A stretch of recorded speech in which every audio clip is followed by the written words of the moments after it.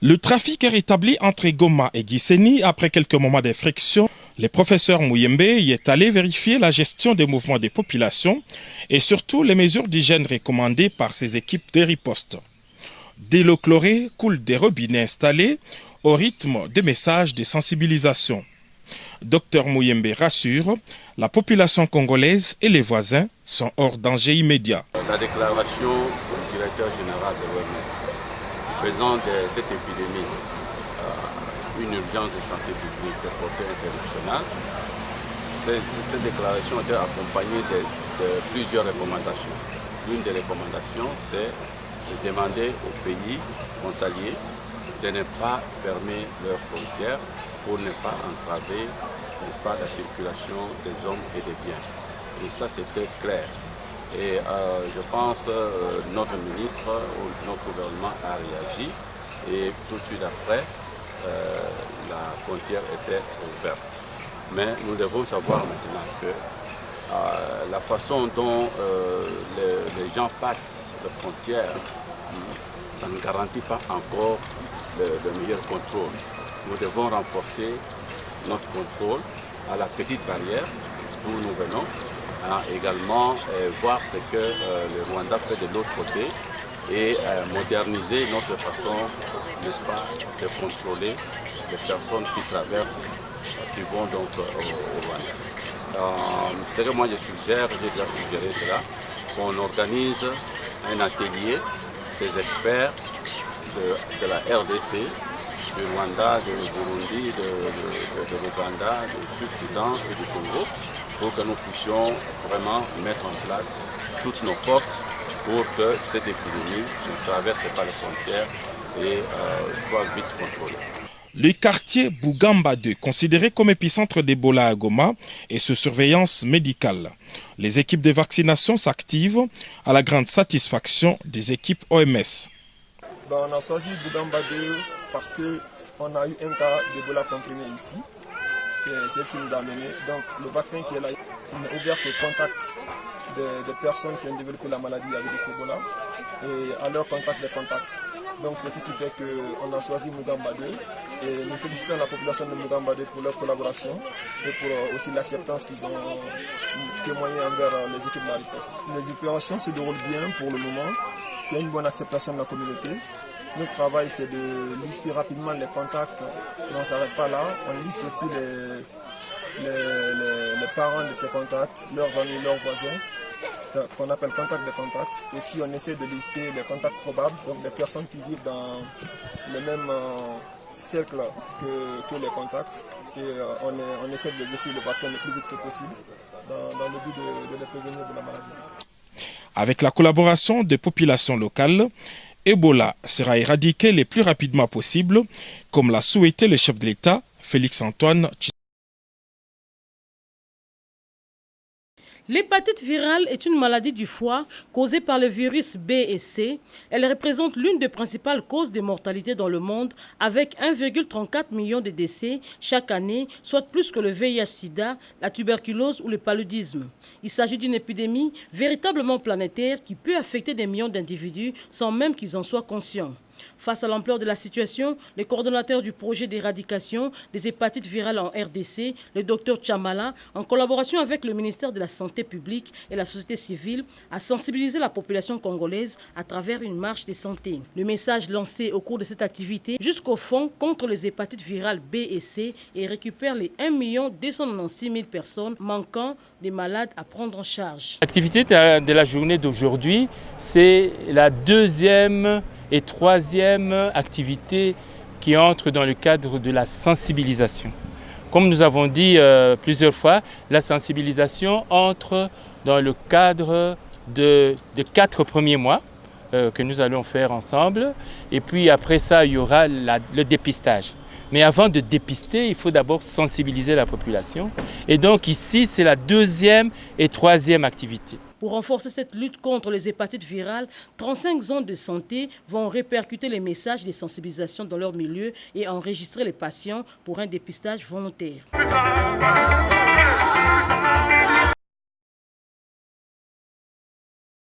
Célébrée du 1er au 7 août de chaque année, la Semaine mondiale de l'allaitement maternel est une occasion pour tous de soutenir, d'encourager et de protéger l'allaitement maternel en vue de l'amélioration de la santé des nourrissons. C'est dans cette logique que ces jeunes sensibilisateurs travaillent nuit et jour pour la réduction de la mortalité infantile et maternelle. Ils se sont rendus à l'hôpital général de référence de Makala dans les soucis de sensibiliser les femmes sur les avantages de l'allaitement maternel exclusif et prolongé. D'après la responsable de la maternité, hormis les bienfaits chez les enfants, ce processus est également bénéfique pour la mère. Le lait maternel limite surtout les risques des maladies respiratoires.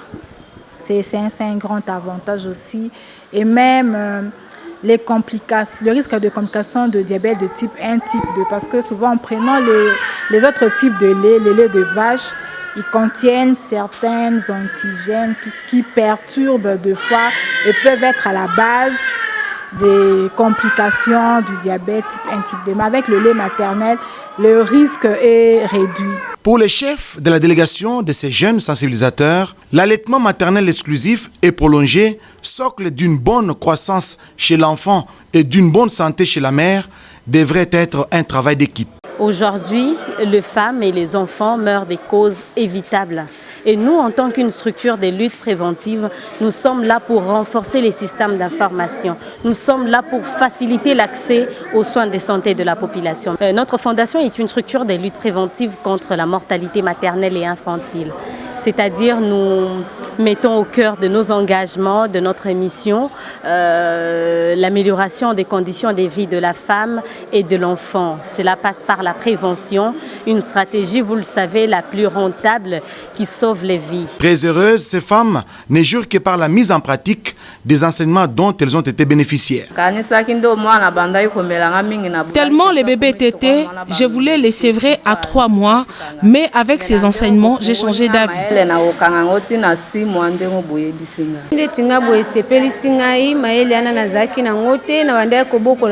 J'ai élevé mes enfants à ma manière. Merci pour ces enseignements.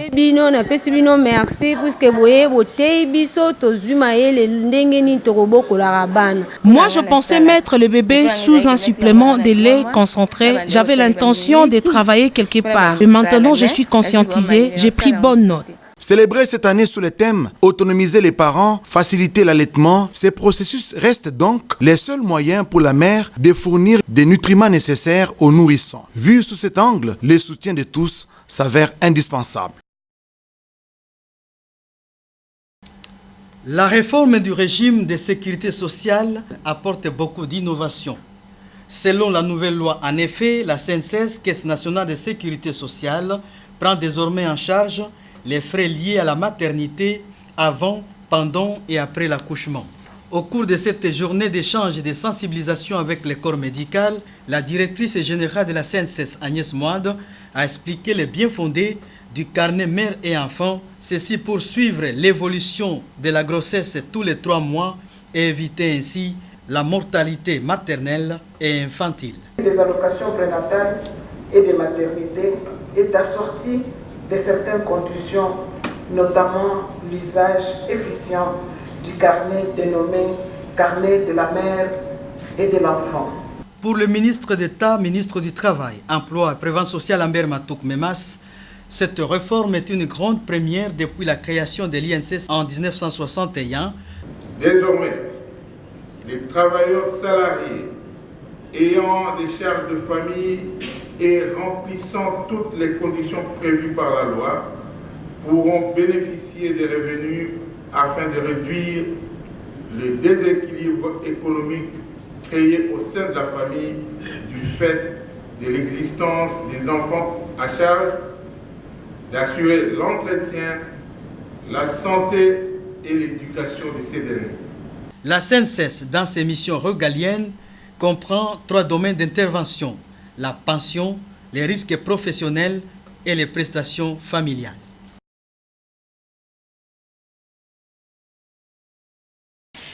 Entre Entre les deux hommes d'État, c'est une première rencontre. Le directeur de cabinet du chef de l'État n'avait pas eu l'occasion de féliciter le Premier ministre pour sa nomination.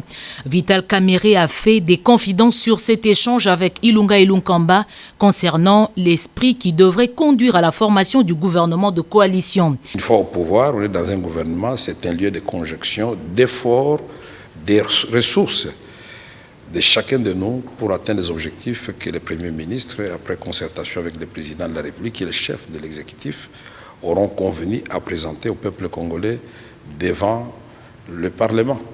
Et si chacun de nous vient avec l'esprit de travailler pour la réussite de ces objectifs, la victoire ne sera pas celle du Premier ministre, du Président Félix Tshisekedi.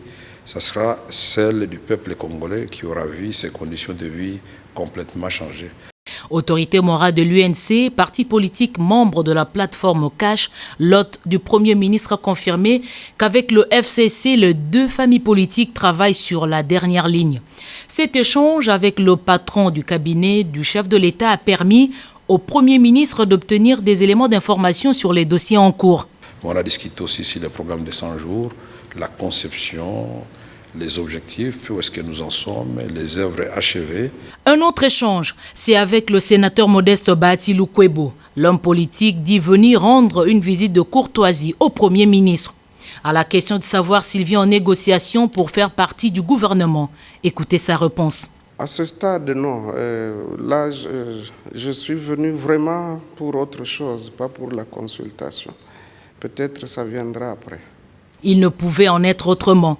Les ministres du gouvernement Ilunga viendront des deux partenaires ayant signé l'accord de coalition. Deux partenaires ayant produit un Premier ministre de consensus. Cela voudrait dire que la bonne porte pour entrer au gouvernement, c'est celle du tandem FCC Cash. À la conquête du Maïmoun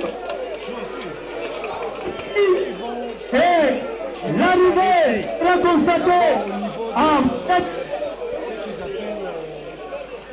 Tout est bien qui se ici. Merci à la population de Ville de Boma. Merci aux autorités à Matadi pour la poursuite de cette compétition, la deuxième étape. Merci. Ça, c'est un départ fictif. Donc maintenant, déjà, on peut déjà partir.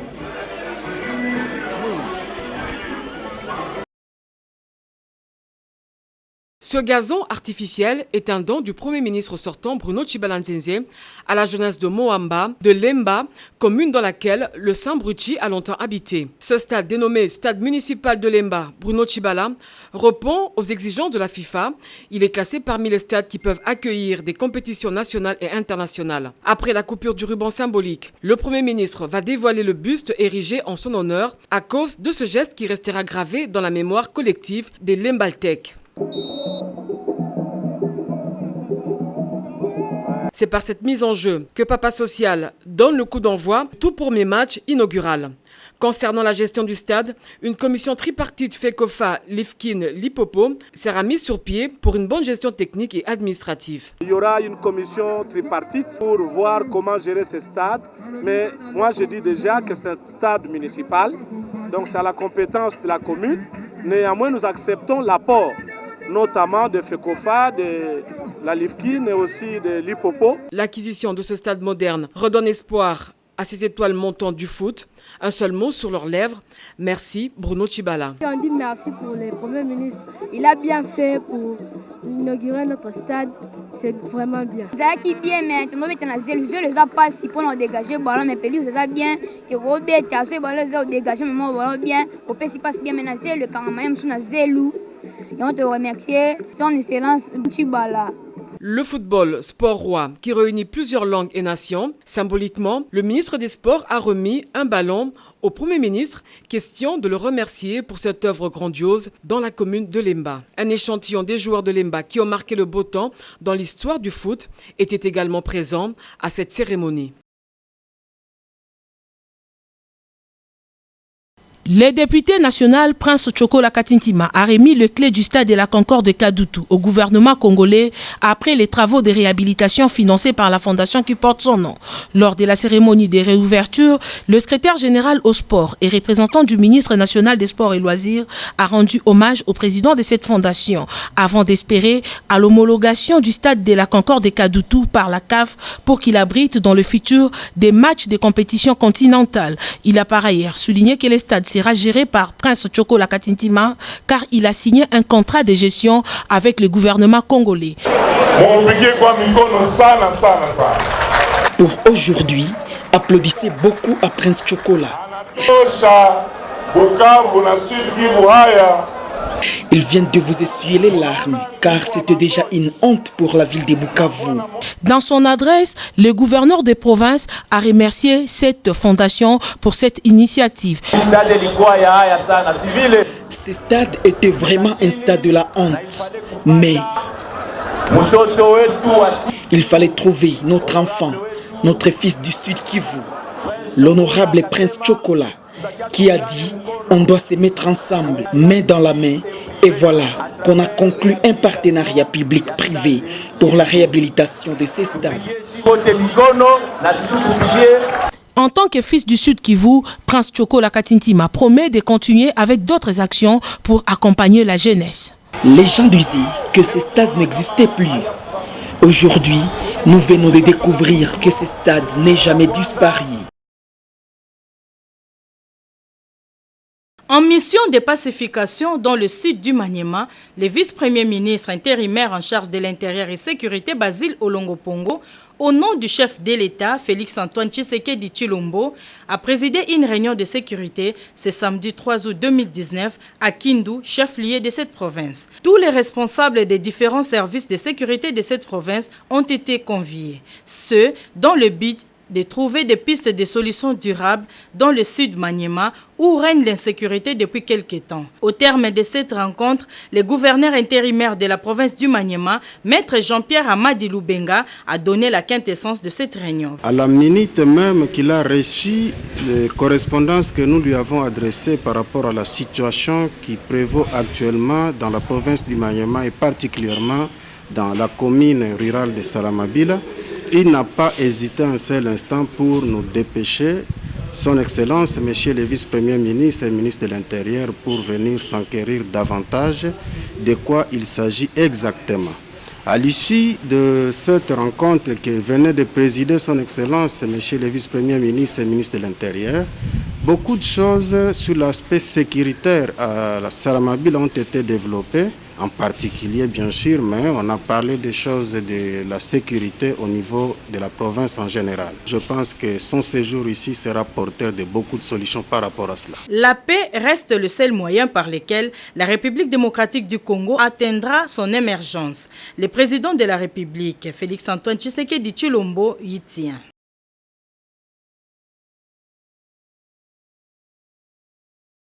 Fini avec les attestations des réussites provisoires après la publication des résultats de l'examen d'État. Le gouvernement congolais, à travers le ministère de l'EPSP, va désormais commencer à délivrer des diplômes 2 semaines après la publication des résultats aux lauréats finalistes du secondaire. Une promesse qui vient d'être concrétisée pour l'édition 2019. Le ministre intérimaire de l'EPSP, Emery Okundji, qu'accompagnait le ministre provincial Ville de Kinshasa, a procédé à la remise symbolique des diplômes aux inspecteurs principaux provinciaux des 4 provinces éducationnelles de Kinshasa et aux lauréats, tout en précisant que ces diplômes doivent être remis gratuitement aux bénéficiaires.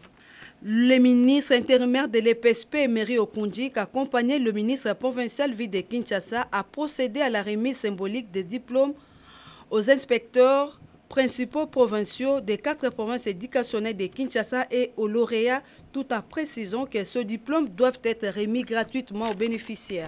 De la session 2019 est gratuit.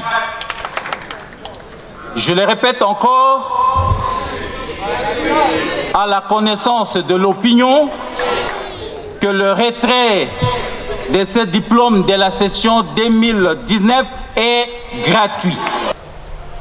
Je salue la concrétisation de l'engagement renouvelé de Monsieur l'inspecteur général de l'enseignement primaire, secondaire et professionnel à remettre aux lauréats les diplômes de la session de l'examen d'État 2019 juste après la publication des résultats de l'examen d'État.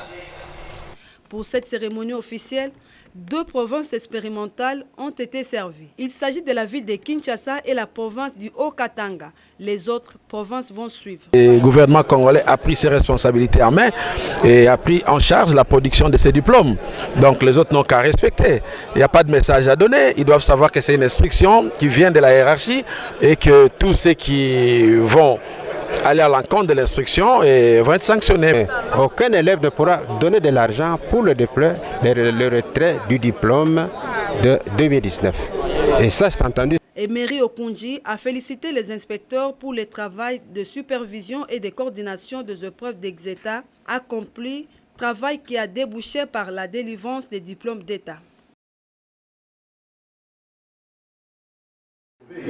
Faire basculer la RDC résolument dans l'univers du numérique en vue de son évolution et de son émergence, tel est l'objectif que poursuit le chef de l'État au travers de son conseiller spécial en charge du numérique. Ce plan national du numérique qui sera validé dans le prochain jour affiche plusieurs objectifs, comme l'expose ici le conseiller spécial du chef de l'État. Que le chef de l'État, à travers, je dirais, ce choix, veut entraîner la RDC vers une nouvelle ère du numérique, et ça aura des conséquences dans la façon dont les gens vivront tous les jours, dans la façon dont les gens paieront l'école pour leurs enfants, dans la façon dont les gens communiqueront. Donc ce sera beaucoup de changements pour les hommes et les femmes de notre pays. C'est la raison pour laquelle cet atelier doit être particulièrement inclusif et concerner tout le monde. Un cadre national de concertation a été mis en place dont l'objectif de créer un espace de coordination, de consultation et de concertation entre parties prenantes. On a aussi également regardé ce qui s'est fait ailleurs différemment, à savoir en partant des expertises locales. On s'est rendu compte que de nombreux pays qui ont eu à faire appel à des expertises extérieures, finalement, sont butés à des échecs par rapport au problème de manque de compréhension des vrais enjeux locaux. Et ils ont dû finalement, à part la suite, faire appel à ces expertises locales. C'est ainsi que partant de cette expérience, on a considéré qu'il était important de partir à partir de nos propres experts. Retenez que 4 piliers stratégiques ont été identifiés pour former l'ossature du plan national du numérique, à savoir les infrastructures, la production et l'hébergement du contenu, les usages applicatifs ainsi que la gouvernance et la régulation.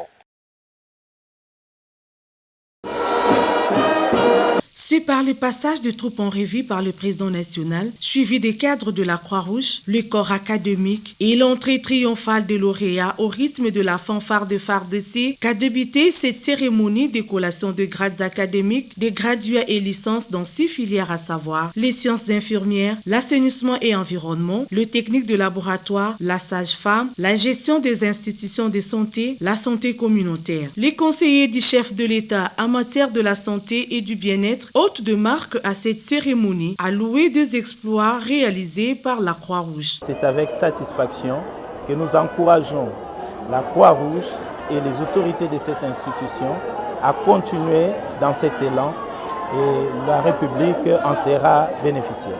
Comme le chef de l'État a pris la santé comme l'un des axes et l'éducation, que vous puissiez donner des enseignements de qualité. Il faut atteindre le standard international. Il faut avoir des équipements modernes pour que le personnel qui est formé ici ne soit pas complexé et que ce personnel soit compétitif dans le marché de l'emploi, que ce soit pour la RDC, que ce soit pour d'autres pays. Un autre temps fort, c'est la remise par le représentant de la Croix-Rouge internationale de la médaille Florence Nightingale, décernée pour la première fois à une Congolaise de surcroît, volontaire secouriste de la Croix-Rouge et ancienne étudiante de l'UCCR. Je suis maintenant une référence pour les infirmières, pour les volontaires de la Croix-Rouge, de la République démocratique et du Congo. Compétences, déontologie professionnelle, esprit humanitaire incarnent des étudiants de l'UCCR. Nous sommes honorés par la présence des conseillers du président en matière de santé par rapport aussi aux résultats de notre gestion, de notre qualité de l'enseignement que nous dispensons ici, des professeurs que nous avons recrutés qui donnent ces matières. Nous avons une médaille des infirmiers. Il n'y a que 3 qualités de personnages. Il y a le président de la République qui peut remettre cette médaille. Et il y a le président du CICR ou le président mandataire de la Société nationale de la Croix-Rouge. Des innovations introduites figurent entre autres la filière de la gériatrie et la première promotion de licence en biologie médicale.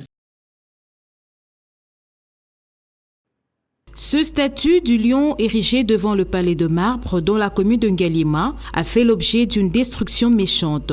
Symbole très significatif pour la République démocratique du Congo, car marquant la fin de la période de dictature, de violation des droits de l'homme et l'entrée de la démocratie, a tout simplement été vandalisé par des inciviques. Selon les témoins, des jeunes identifiés comme des motards armés de marteaux et autres se sont attaqués à ce symbole. Un acte que condamne Maître Kilolo, avocat spécialisé en justice internationale. J'interpelle ainsi le procureur général près la Cour de cassation pour mener des investigations en vue de mettre la main sur les auteurs matériels de ce crime inacceptable et de les traduire devant la justice.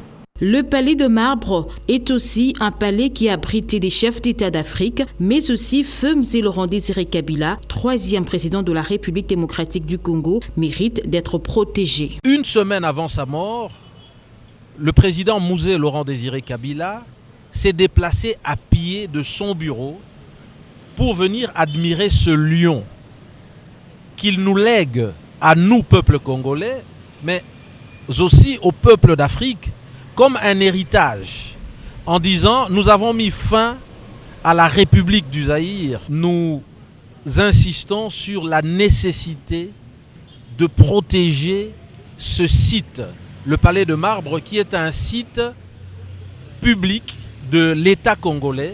De par son histoire, le Palais de Marbre reçoit chaque année plus de 50 000 jeunes qui viennent visiter ce site devenu touristique depuis l'assassinat de Feu Laurent Désiré Kabila pour apprendre l'histoire du pays.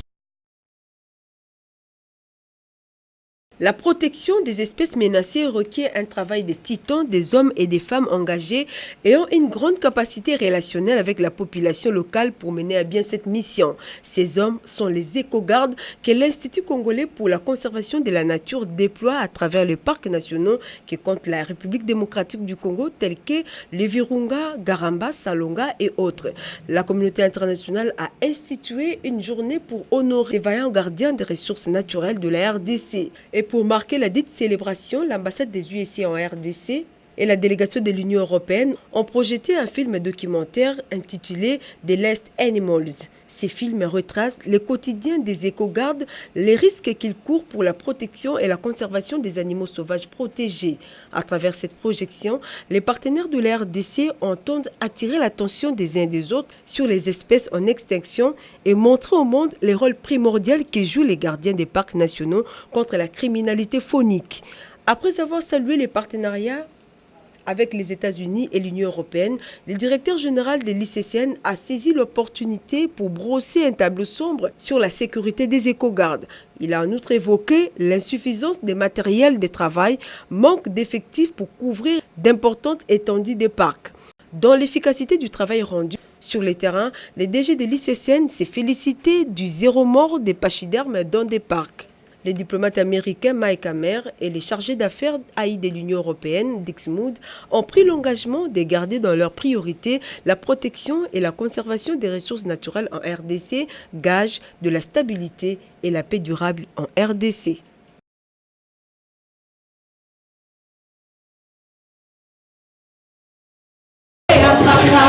Dans le but de soutenir les actions du chef de l'État, Félix Antoine Tshisekedi Tshilombo, la mission d'évangélisation des délivrances dans la commune d'Ngaliema par le biais de l'apôtre Dimanja Oshungu, le visionnaire de cette église, a posé un acte de générosité en apportant un appui financier à plus de 80 femmes pour exercer le petit commerce et garantir leur autonomisation. L'apôtre Dimanja Oshungu était accompagné d'une délégation de pasteurs américains avec le projet Fachi Santé. Ces hommes de Dieu tiennent bon pour le développement du pays en mettant Dieu au centre de toute action. J'essaie d'aligner ma vision avec celle du président Félix, la vision qui dit le peuple d'abord. Si vous regardez dans la Bible, Jésus était serviteur. Il a servi les gens. C'est pourquoi moi, j'oublie tout, j'oublie ma famille. Je pense que puisqu'il y a des gens qui ont des familles, ils appellent des fois en Europe et on les aide. Mais je me suis toujours posé la question d'autres gens qui n'ont pas de famille, qui vont les aider. Pour son émergence, la RDC a besoin de l'apport de tous, y compris des hommes de Dieu.